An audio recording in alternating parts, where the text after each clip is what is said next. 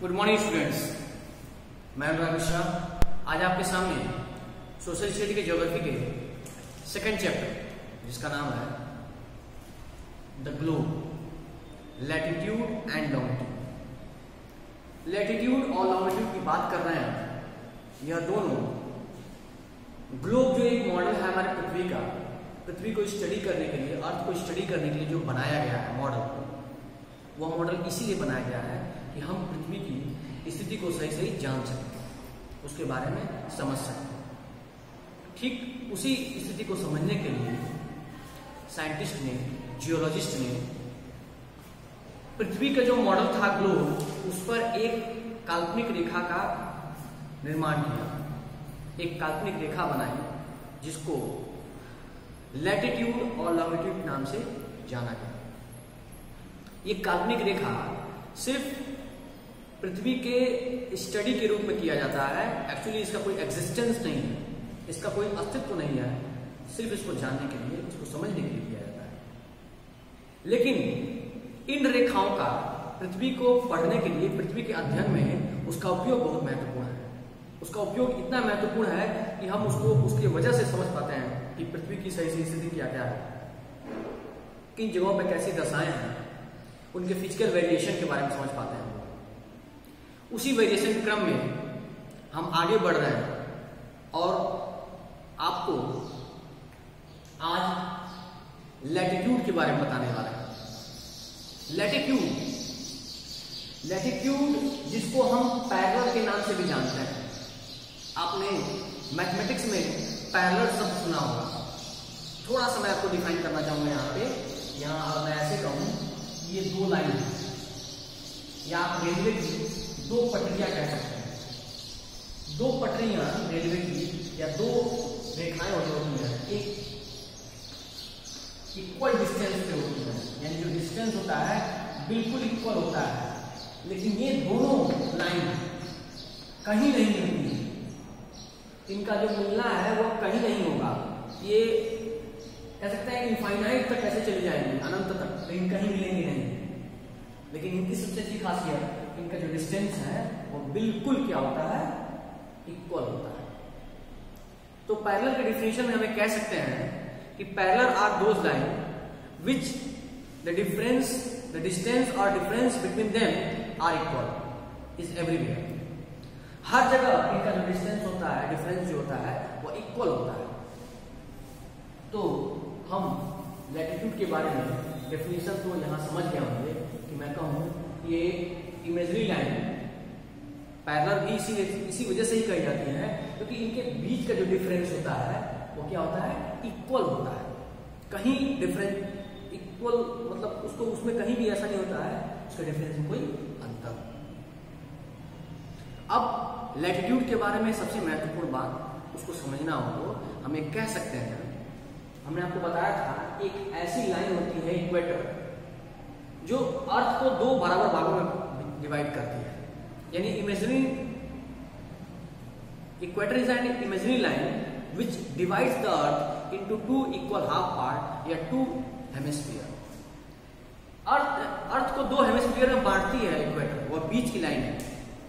तो या तो हम ये कहें कि एक ऐसी लाइन, एक ऐसी काल्पनिक रेखा जो ईस्ट से वेस्ट या वेस्ट टू ईस्ट रन करती है पैरेलल टू इक्वेटर, या फिर कोई ऐसी imagery line, an imagery line that's run east to west in circle form. यह बिल्कुल सर्किल है, क्योंकि हमारा ब्लैक बोर्ड जो है 2D फॉर्म में है, एक्स वाई भी बना सकते हैं हम लोग।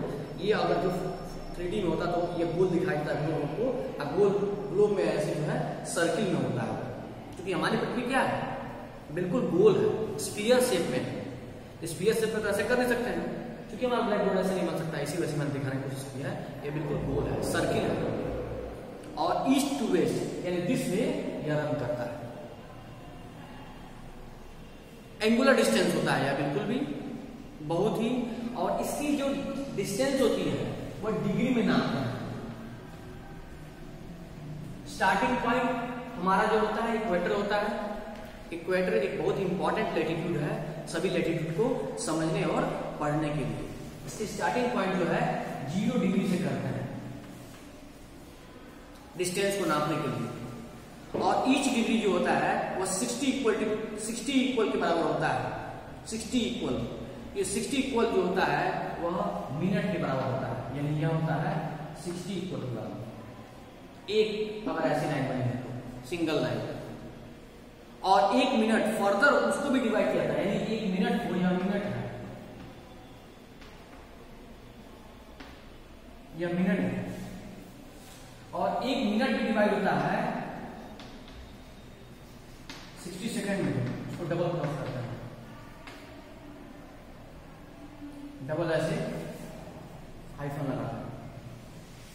इस तरीके से इनके डिस्टेंस को जानकारी हम लोग ले लेते हैं। तो जो ये पैरेलल होते हैं इनको हम यही कह सकते हैं, यह काल्पनिक रेखा है जो वेस्ट टू ईस्ट रन करती हैं पैरेलल टू इक्वेटर, यानी इक्वेटर से इनकी दूरी जो है बिल्कुल पैरेलल होती है, एकदम कहीं अंतर नहीं होता है। अगर मैं बात करूं ये लैटिट्यूड है या पैरेलल है तो उसकी डिस्टेंस यहाँ भी इक्वल होगी, यहाँ भी इक्वल होगी, यहाँ भी इक्वल होगी, यहाँ भी इक्वल होगी, यहाँ से वही दूरी यहाँ भी इक्वल होगी, यहाँ भी इक्वल होगी, यहाँ भी इक्वल होगी। सभी जो जितने भी लैटिट्यूड है सबकी डिस्टेंस जो है बराबर होती है बिल्कुल। अब चूंकि हमारे सामने एक प्रश्न आता है, मैंने आपको पहले बताया था इक्वेटर जो है अर्थ को 2 हेमिस्फीयर में बांटता है। इक्वेटर जो कि 2 हेमिस्फीयर में बांटता है, यानी इक्वेटर के ऊपर का पार्ट हमने डायरेक्शन के बारे में पढ़ा है, ऊपर के हिस्से को अगर मैं यहां पे बताता हूं,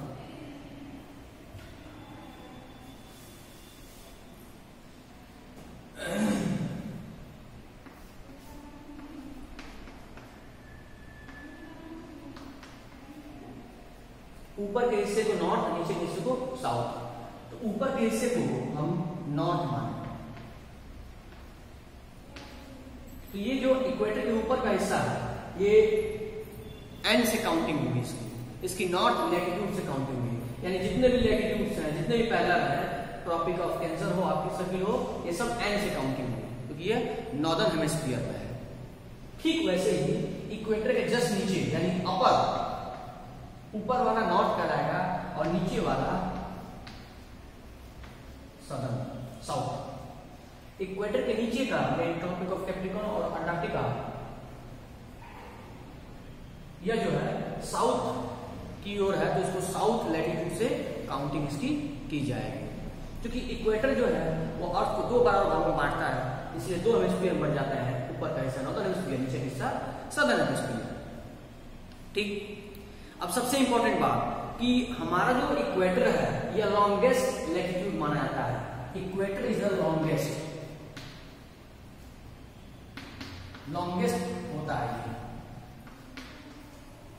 लैटिट्यूड होता है। लॉन्गेस्ट इस वजह से भी होता है क्योंकि मैंने आपको पृथ्वी के शेप के बारे में बताया था कि हमारी पृथ्वी बिल्कुल गोल नहीं है, थोड़ी सी चपटी है। ऊपर का जो पार्ट है थोड़ा चपटा है संतरे की तरह से, और बीच में उभरा हुआ है। बीच का पार्ट उभरा हुआ है यानी बल्जिंग शेप में है, तो जो डिस्टेंस होगी बीच के पार्ट की वो ज्यादा होगी, ज्यादा सर्किल लंबा होगा। इसी वजह से इक्वेटर जो है वो सबसे लंबा सर्किल माना जाता है क्योंकि वह बीच का पार्ट है, वह मध्य में है, मिडिल में है, वो अर्थ को 2 बराबर भागों में बांटता है। अब सबसे महत्वपूर्ण आ जाता है क्योंकि हमारी जो अर्थ थोड़ी सी झुकी हुई लीड है, इसीलिए मैंने ऐसे बनाया है इसको। अब स्टार्टिंग पॉइंट करते हैं हम लोग पोल से। पृथ्वी के ऊपर और नीचे दोनों के जो सतह है उनको हम पोल यानी ध्रुवों के नाम से जानते हैं। तो हम ऊपर की बात करें, सबसे ऊपर पाया जाता है नॉर्थ पोल और उसके जस्ट अपोजिट सबसे नीचे पाया जाता है साउथ पोल। नॉर्थ पोल ऊपर के हिस्से को बोलते हैं और इसकी काउंटिंग होती है 90 N, और ठीक अपोजिट साउथ पोल, इसकी काउंटिंग होती है 90 S, यानी 90 डिग्री साउथ और उसका 90 डिग्री नॉर्थ। और यह दोनों पोल्स हैं बिल्कुल जमे। एक पैरेलल के जो डिस्टेंस ट्रेवल होता है वो किसी भी दूसरे पैरेलल के बीच का जो डिस्टेंस ट्रेवल होता है, यानी 1 डिग्री की जो काउंटिंग होती है वो अप्रोक्सीमेटली 111 किलोमीटर के आसपास होती है। यानी 1 डिग्री जो डिस्टेंस होता है किसी भी पैरेलल दूसरे पैरेलल के बीच में, तो वह 111 किलोमीटर का डिस्टेंस होता है।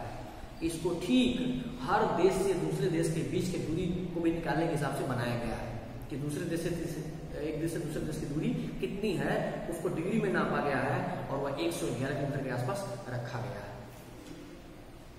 इसको एकदम सामान्यतः डिस्टेंस को सही से नापने के लिए भी इसको बनाया गया है, एकदम एक्यूरेसी इसमें आती है, इसमें कोई वेरिएशन नहीं होता है। अब कुछ ऐसे इंपॉर्टेंट हमारे सामने मैंने एक फिगर बनाया है, इंपॉर्टेंट सर्किल है जिनको जानना, जिनके नाम जानना बहुत ही आवश्यक है आप सबके लिए। तो मैं शुरुआत करूंगा इक्वेटर से। इक्वेटर के सबसे ऊपर, ठीक ऊपर है यानी नॉर्दर्न हेमिस्फीयर में है ट्रॉपिक ऑफ कैंसर। यदि आप लोग कभी पढ़े होंगे ट्रॉपिक ऑफ कैंसर के बारे में, याद आ रहा होगा आपको, ये वही इमेजिनरी लाइन है जो हमारे भारतवर्ष से, हमारे इंडिया से होकर गुजरती है, पास करती है।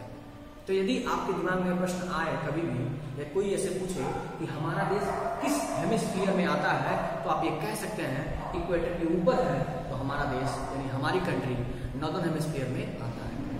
यानी हमारी कंट्री का जो लोकेशन है वो नॉर्दर्न हेमिस्फीयर में है। अगर हम कोई भी किसी लेटीट्यूड काउंटिंग करेंगे तो एन में ही आएगा, वो एस में नहीं आएगा। एस में आ रहा है इसका मतलब गलत काउंटिंग हुई है। क्लियर है? ये जो लाइन है हमारे भारतवर्ष को से होकर गुजरती है। अब इक्वेटर की काउंटिंग इंपॉर्टेंट है इसलिए बता रहा हूँ। इक्वेटर काउंटिंग 0 डिग्री से की जाती है और ट्रॉपिक ऑफ कैंसर की काउंटिंग की जाती है 23.5 डिग्री नॉर्थ। ध्यान में रखिएगा ये 23.5 डिग्री नॉर्थ है। उसके ठीक ऊपर आर्कटिक सर्किल है। आर्कटिक सर्किल है या आर्कटिक जो है ओशन है उसके नाम से रखा गया है। आर्कटिक सर्किल है, इसकी काउंटिंग है 66.5 डिग्री नॉर्थ। और सबसे ऊपर आपको पता है वो पोल है जिसको 90 डिग्री नॉर्थ। उसके ठीक नीचे यानी साउथ के ऊपर है तो हम देख पा रहे हैं कि पहला जो है ट्रॉपिक ऑफ कैप्रिकॉर्न है, जो इसकी काउंटिंग 23.5 डिग्री साउथ है। काउंटिंग सेम है, बस नॉर्थ और साउथ का डिफरेंस है, इसलिए कभी कंफ्यूज मत होइएगा। साउथ कहा जा रहा होगा यानी नीचे की ओर आना पड़ेगा आपको। और अंटार्कटिक सर्किल है, उसकी काउंटिंग 66.5 डिग्री है साउथ। तो अंटार्कटिक जो है वो भी ओशन के नाम पर रखा गया है, इसको भी वैसे ही माना जाता है। उसके बाद से साउथ पोल है। ये कुछ इंपॉर्टेंट लैटिट्यूड्स थे जिनके नाम आपको बताया गया, इनके फीचर्स के बारे में बताया गया। उम्मीद है इस वीडियो के माध्यम से आपको बहुत सारी महत्वपूर्ण जानकारी प्राप्त हुई होगी।